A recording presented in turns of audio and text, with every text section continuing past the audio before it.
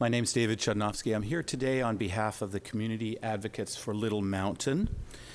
I've been asked by the tenants to advocate for the last 4 tenants who have received eviction notices from the Little Mountain Social Housing. And I want to talk to you today about one of the themes, one of the key recommendations of your report, and that is the recommendation to protect the current stock of affordable housing.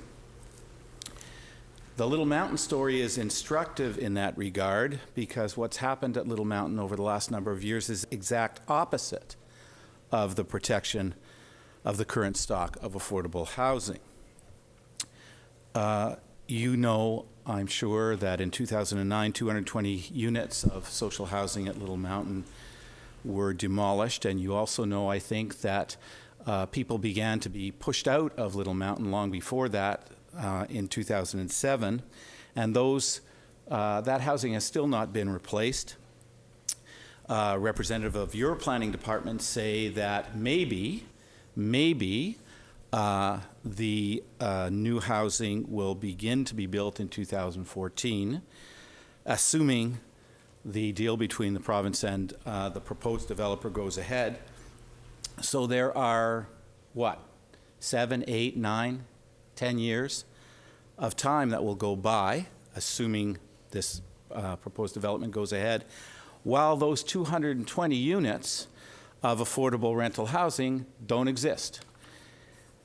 You will know that some people say that that doesn't matter because, of course, the 220 families that used to live in those units are now living somewhere else that's affordable. But you will also know that that is not logical because those 220 places where those people live are not available to others who need affordable housing. And so, in fact, the stock of affordable housing has been reduced substantially. And it's completely unnecessary. It's completely unnecessary. Now, the landlord, BC Housing, wants to demolish the last 4 units of the existing stock of affordable housing at Little Mountain.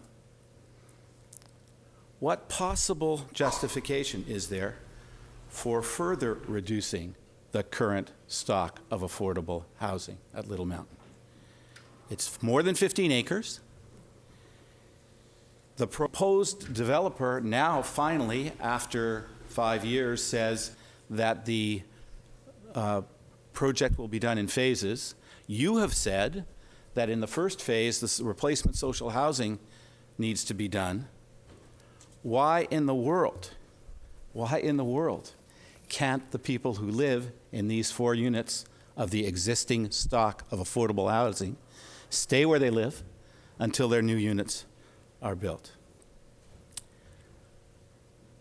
What we're asking you today on behalf of Sammy and Joan and Ingrid and Karen and the Prasads is that you take your own report seriously.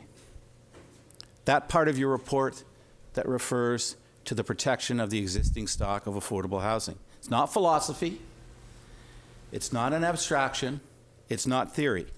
It's 4 real units of affordable rental that are at risk of being demolished. So what can council do? What can council do? Well, I think we'd ask you to do 3 things. First, we'd ask you to take a public stand against the eviction. Move a motion expressing your opposition to that eviction today and pass it unanimously. That's the first thing we're asking you to do. Second, we're asking you to use your influence with BC Housing and the government and recommend to them that they rescind the eviction notices. And third, we're asking you to use your zoning and regulatory power to encourage the proposed developer and the present landlord to rescind the evictions. It's the right thing to do.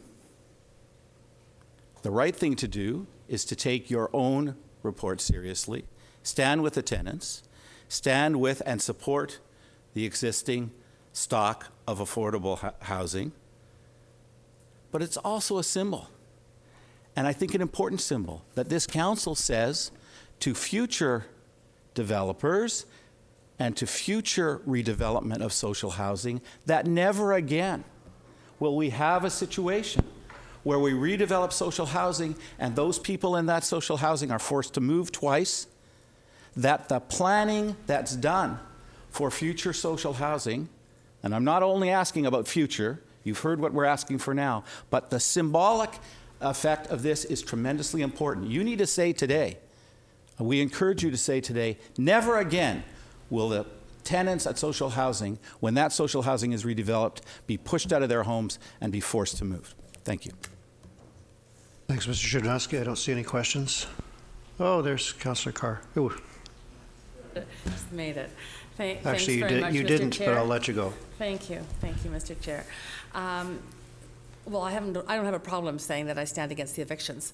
I'm interested in the third comment you made, though, about how we use our own zoning or our own regulations to do that. I'm getting mixed information about that. Well, I don't, first of all, I'm glad that you don't have a problem standing against the evictions, and it'd be great to see you move a motion in that regard at this meeting. And I encourage you to do so. On the question of what, I don't pretend to be an expert on zoning and planning, but I do know a little bit about politics and negotiating. And I think there are lots of ways that this city could communicate with the landlord and the proposed developer that would encourage them to look at other ways of moving forward than evicting these people. You know, people get together in a room and they talk about what the future might hold.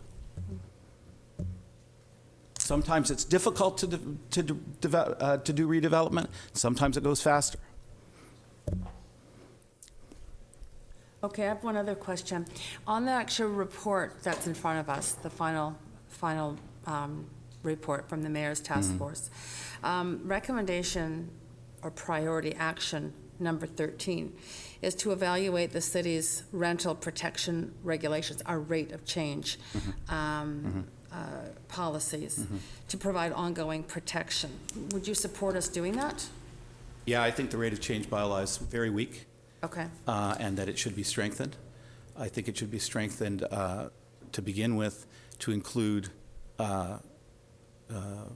development that faces arterials, and I think it should be strengthened in terms of what needs to be built in replacing other what's knocked down or what no longer exists, both in terms of the numbers of bedrooms and in terms of the rent.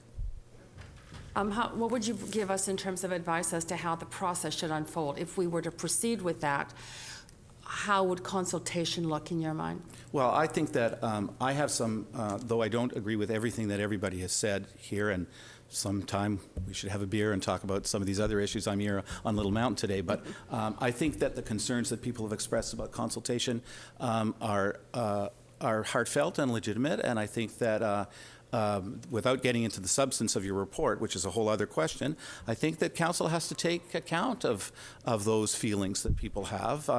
The perception is, and I know from my own community and from the people I work with around Little Mountain, for instance, that issue, there's serious frustration. The perception, whatever you think, the perception is that they haven't had the kind of input and consultation that gives them confidence in the decisions that you've made. So I think that council, my advice would be that council has to take that seriously. Thank you. Thanks, Councillor Carr. I think that is all the questions, Mr. Chudnovsky. Our next speaker is Julie Linkletter. Ms. Linkletter here. Here she comes.